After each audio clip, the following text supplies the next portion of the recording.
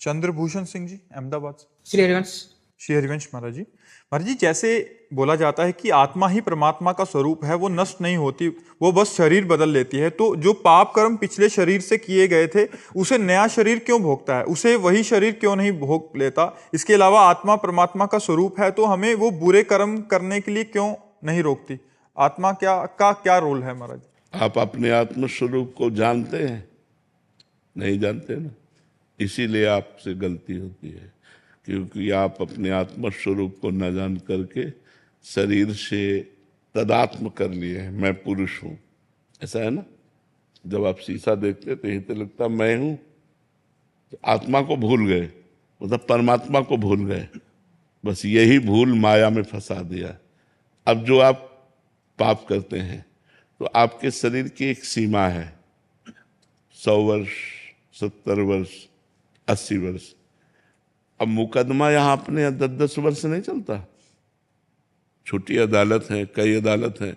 तो आज आपने अपराध किया, हत्या की, तो आज ही फांसी में थोड़ी चढ़ा दिए जाओगे। 10 वर्ष मुकदमा चलेगा, तो 20 वर्ष मुकदमा चले, इसके बाद उसका निर्णय हो।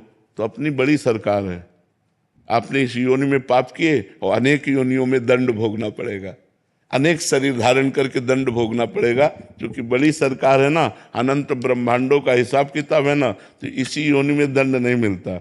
इस योनि में खूब आराम से पाप कर लो, आपको जो दंड मिलेगा वो अन्य योनियों में मिलेगा, अगले जन्मों में मिलेगा। अब इस योनि में आपको पुण्य कर लो, उसका फल अभी नहीं मिलेगा, वो आगे मिलेगा। जैसे हमने पूर्व में पाप किए तो अब हमें भोगना पड़ रहा है, पूर्व में पुण्य किए तो वो अब मिल रहा है। लेकिन अब आप कर्म कर रहे हैं और पूर्व का पुण्य चल रहा है तो चकाचक आनंद है। अब पुण्य कर रहे हैं लेकिन पूर्व पाप चल रहा है, बड़ा दुख, बड़ी परेशानी, बड़ी समस्या है। इसीलिए लोग समझ नहीं पाते कि धर्मात्मा पुरुष दुखी है और पापात्मा सुखी है। इस निर्णय को नहीं समझ। ये हमारा भगवान का कानून है, इसलिए भोगना पड़ता है, अन्य जन्मों में भोगना पड़ता है। यहाँ तक कि भीष्म जी सरसैया पर पड़े हुए हैं तो उन्होंने कहा, प्रभु इस जन्म की बात क्या, मैं 70 जन्मों को देख रहा हूँ, कोई पाप नहीं किया ऐसा जिसके परिणाम से मुझे सरसैया पर 6 महीना लेटना पड़े। तो भगवान ने कहा और आगे बढ़ो, 100 जन्म के बाद आपने पाप किया था। तो इतना हमारे प्रभु की अदालत में थोड़ा रजिस्टर लेट खुलता है, लेकिन जब खुलता है तो राय पाई का हिसाब होता है। वहाँ किसी घूस की या किसी भी तरह की चूक नहीं होती, वो करेक्ट उसको दंड मिलेगा। तो इसीलिए हमको मनुष्य जन्म में किए हुए कर्मों का फल हजारों योनियों में भोगना पड़ेगा। तो हमें मनुष्य जन्म में बहुत सावधान रहना चाहिए। पशु पक्षी की योनियों के किए हुए कर्म केवल भोग होते हैं। जैसे सिंह गाय को मार के खा रहा है तो उसको कोई पाप थोड़ी लग रहा है, बिल्ली कबूतर चूहे को पा रही तो कोई पाप थोड़ी लग रहा है, क्योंकि उसका आहार है, आहार निश्चित किया गया है। मनुष्य अगर मुर्गा खा रहा है, बकरा खा रहा है तो पाप कर रहे हो, क्योंकि वो तुम्हारा आहार नहीं, तुम्हारा रोटी दाल आहार है, तुम्हारा साग सब्जी आहार है, घी दूध आहार है।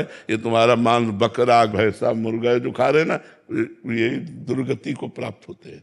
अब इस जन्म में जो हम कर्म करेंगे हमें आगे जन्म मिलेंगे, हिसाब ऐसा है। कानून कानून है। अब क्यों है तो सरकारी कानून है कानून है, जहाँ जैसी व्यवस्था होती है। तो हमारे भगवान का कानून है कि इस जन्म में पाप करोगे तो आपको अनेकों जन्मों में उस पाप का फल भोग। कुछ ऐसे कर्म भी हैं जिसका इसी जन्म में भुगतान हो जाता है। बहुत भयंकर अपराध, साधु अपराध, साधु अवज्ञा तुरंत भवानी, कर कल्याण अखिल ज्ञानी। अगर संत का अपराध बन गया, वैष्णव का अपराध बन गया, भक्त का अपराध बन गया तो तुरंत लागू हो जाएगा। तो साधु अवज्ञा तुरंत भवानी, महापुरुषों का अपराध कर देने पर तुरंत लागू हो जाता है, वो परेशान हो जाएगा। ये हमने देखा है।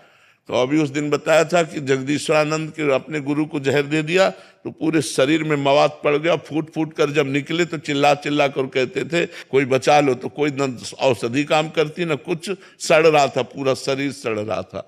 तो साधु अवज्ञा तुरंत भवानी, कर कल्याण अखिल के हानि।